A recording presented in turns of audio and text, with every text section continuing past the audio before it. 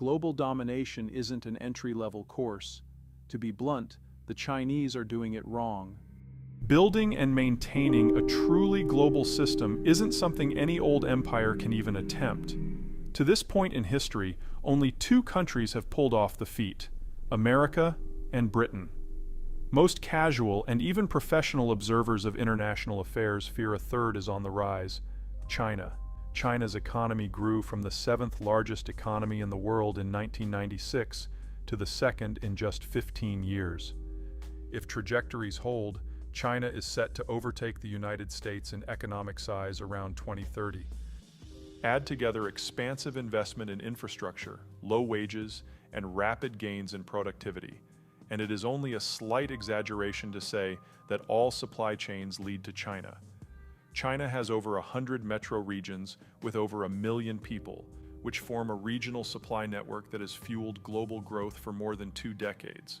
In addition to making China by far the world's #1 exporter, Made in China 2025 is meant to put the already unnatural economic growth on steroids. Made in China 2025 intends to bring China into direct competition with the Americans' growth engines of the past few decades: high technology and advanced engineering. China's naval expansion has increased the number of active duty vessels above 300, as America's self-imposed spending diet has reduced its fleet below that level. The Chinese military now fields a ballistic missile it calls the Guam Killer, capable of striking the Americans' primary Western Pacific base. Chinese hacking and espionage activities have been wildly successful in both acquiring tech and in making the various American cyber commands look like baby boomers trying to figure out what emojis are. American investment often comes with legal and humanitarian strings attached, enabling the less picky Chinese to invest their way into influence in second and third tier, and a not small number of first-tier countries the world over. The raw materials producers of the world, from South Africa and Australia to Russia and Saudi Arabia, now consider the Chinese market the most important market in the world. Whether it's China's rapid growth in oil imports or its singular control of the soybean import market, Chinese consumption seems to be the only consumption that matters. China produces nearly half of 2 little pillars of civilization called steel and aluminum, and has near total control over the production of rare earth metals, which can be found in everything from advanced fighter planes to renewable utilities. The Chinese government is unafraid to wield the power of the state to let its geopolitical competitors know of its displeasure. In recent years, it has limited the outflow of tourists and rare earth metals, as well as limiting the inflow of soy and steel. China, it would seem, holds all the cards. Such sentiment isn't simply wrong, but hilariously so. Global domination isn't an entry-level course. To be blunt, the Chinese are doing it wrong. The American system of global management can be summed up as: entice everyone to be on your team. Sufficient allure to draw everyone to your global system is not easily attained. The American order is in essence based on bribes. Think of the American management strategy as having 4 carrots of success. Carrot 1. Ensure physical security for all. The order's primary benefit was absolute security for every country.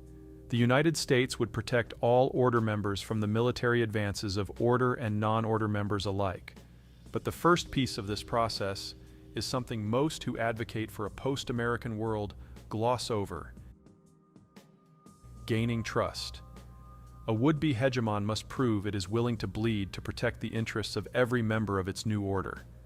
The reason the Americans became entangled in wars in Korea and Vietnam was less to stop the march of communism than to convince America's allies that the country would never step away from a fight to protect their interests. The 2 Asian wars were primarily fought to keep Japan and France in America's coalition, Japan being concerned that there would be no American footprint on the Asian mainland without South Korea, and France being Vietnam's former colonial master. Anyone who wants to guarantee the security of others must first convince those others that such protection includes protection from the new would-be hegemon itself. As distrusted as the Americans may be around the world, they are still the only significant power that most want defending them. The reason is simple. The Americans are not their neighbors. Except for Mexico and Canada, the Americans border none of their wards.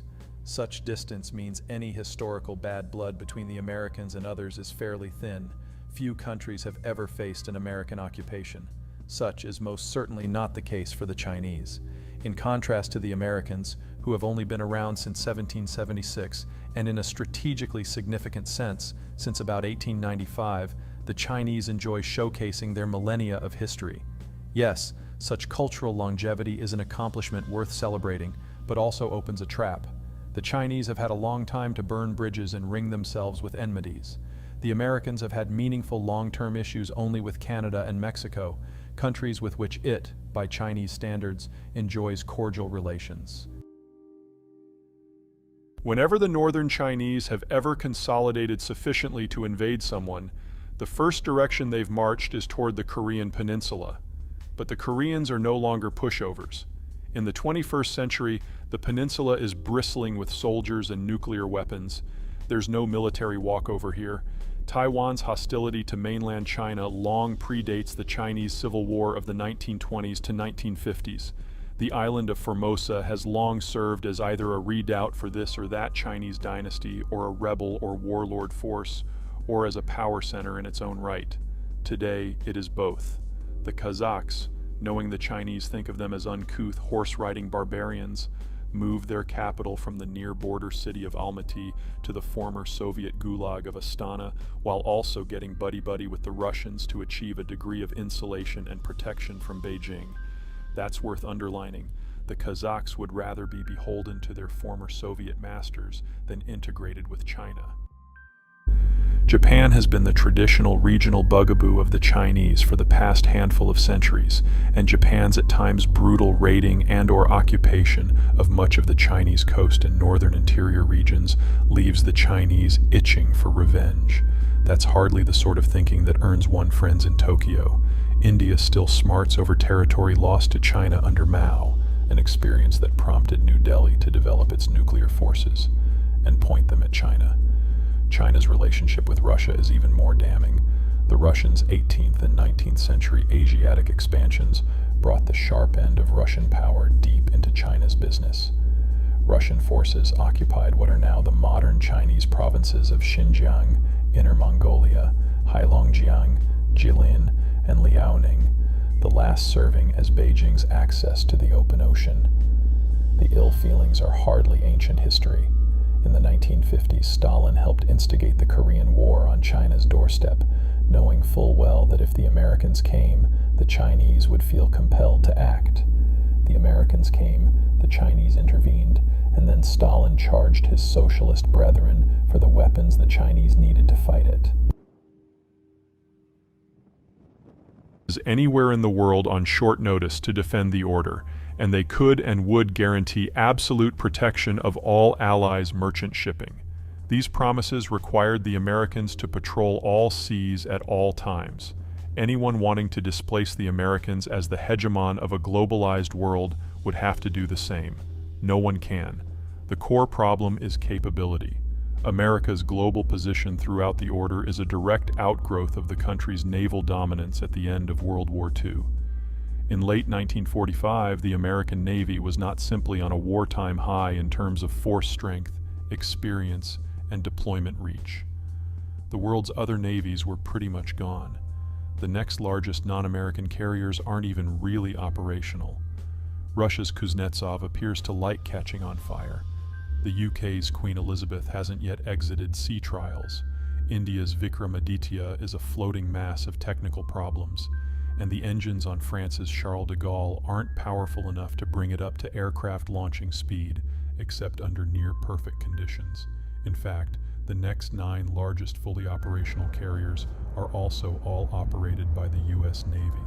Much is made of China's Liaoning. It shouldn't be.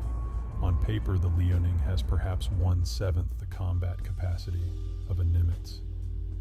And the Chinese didn't build it. The Soviets did. In the 1980s. Sort of. This first-of-type vessel was never completed. After the Soviet breakup, the Ukrainians stripped it for parts.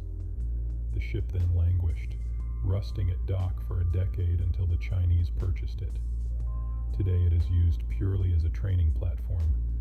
China's naval engineering is improving.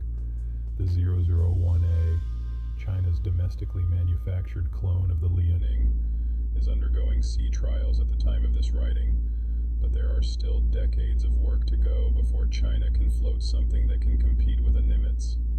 Carrier engineering isn't rocket science. It's a lot harder.